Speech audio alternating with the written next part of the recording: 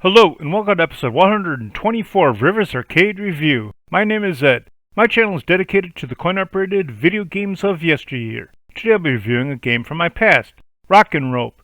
Roc'n Rope was released in 1983 by Konami. My first time playing this game was at Funtime Square in hometown Illinois.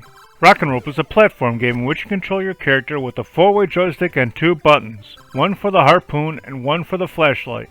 You need to use your rope to climb up a series of levels as you try to reach the Golden Phoenix at the top of the playfield. The game begins with a cutscene with the Golden Phoenix flying upward and dropping 2 of its tail feathers. After the cutscene, the action of the game begins. Your character will begin at the bottom left of a cave-like structure. There will be 12 floors, 6 on each side of the playfield. These floors will be staggered. The 6 floors on the left side will be approximately evenly spaced, and the 6 floors on the right side will be positioned approximately between the floors on the left side. There will be 3 smaller platforms placed in the center of the playfield. The Golden Phoenix will be perched on the top right floor. On most of the floors there will be a vine that your character can use to climb down to the next lower level. You need to move your character above one of these vines in order to climb down it. Once you are on the vine, you can climb down or up it, although once you climb off the vine, you can no longer climb up. Although you can only climb on the vines, the enemies will be able to climb up and down anywhere between levels.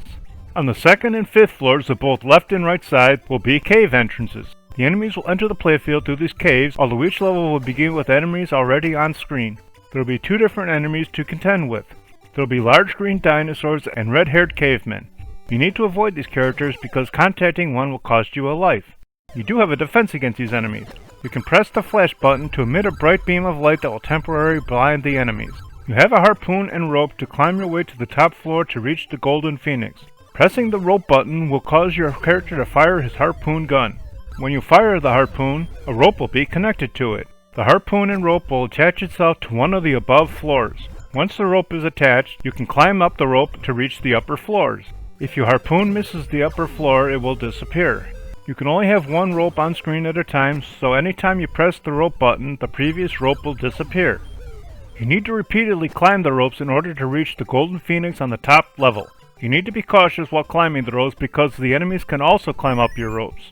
When an enemy begins climbing on your rope, the entire rope will shake, and if you are moving while the rope is shaking, you will fall off, and if you fall more than the height of your character or fall into a pit, you will lose a life.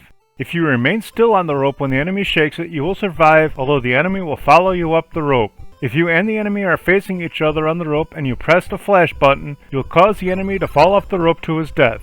If an enemy climbs up your rope while you are not on it, and you press the rope button again, the rope with the enemy on it will disappear, causing the enemy to fall to his death. You also have another defense against the enemies. There will be 2 eggs placed on the floors of the cave. Picking up either of these eggs will give you temporary invincibility. While you are invincible, your character's shirt will turn red, and if you contact enemy, they will die and fall off the playfield. Before you lose your invincibility, your shirt will blink between red and blue as a warning. There will also be a blue pterodactyl flying above the top floor carrying a large boulder. Although the pterodactyl flies high enough for you to safely walk under it, the boulder it is carrying is low enough that it will hit you and cost you a life. There will also be a bonus timer at the top right of the screen above the Golden Phoenix. This timer will begin at 5,000 points and will immediately begin counting down 10 points at a time. The timer will click off 50 points approximately every second. If you don't clear the level before the timer reaches 0, you will lose a life. In addition to the eggs, the 2 tail feathers dropped by the Golden Phoenix will be laying on the floors of the cave. You can collect these feathers for bonus points. When you reach the top level, you need to touch the Golden Phoenix. It will be flown down to safety and you will be taken to the next level.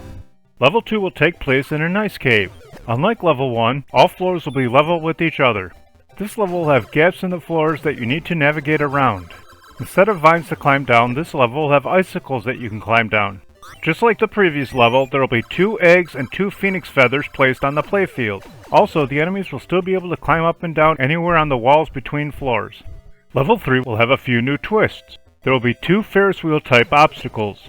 The first Ferris wheel obstacle will be X-shaped and will have a platform on each of the ends of the X. You will be able to stand on these platforms and ride them up or down to another level. This Ferris wheel will be on the right side of the playfield lining up with the 2nd floor. This wheel will rotate in both directions. It will change directions every time it makes 1 rotation. The 2nd Ferris wheel will be a vertical type. This Ferris wheel will have multiple platforms that you can ride on that will move both up and down. This Ferris wheel will be located on the left side of the playfield. Just like the previous levels, the eggs and feathers will be placed on the floors. Fourth level will look similar to level 1, although now there will be a large waterfall in the center of it. Approximately every second, a large splash of water will fall downward. You need to avoid this water because if it contacts you, you will lose a life. Once you reach the Golden Phoenix, you'll receive a longer cutscene where the Phoenix flies away along with your character.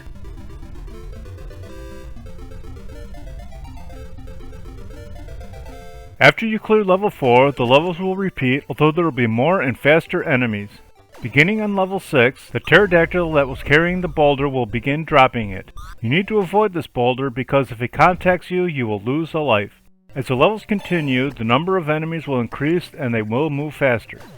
Scoring for the game is as follows. You'll earn 20 points for each enemy you flash with your light, between 500 and 2,000 points for collecting the golden feathers, 400 points for flashing an enemy off your rope, and 800 points for dropping an enemy from your rope when you shoot a new rope. You'll earn 500 points for collecting each egg, along with temporary invincibility, and when invincible, you will earn 1,000 points for destroying the first enemy, 2,000 points for destroying the second enemy, up to 8,000 points for the 8th enemy. You will earn whatever bonus is left on the timer when you clear each level.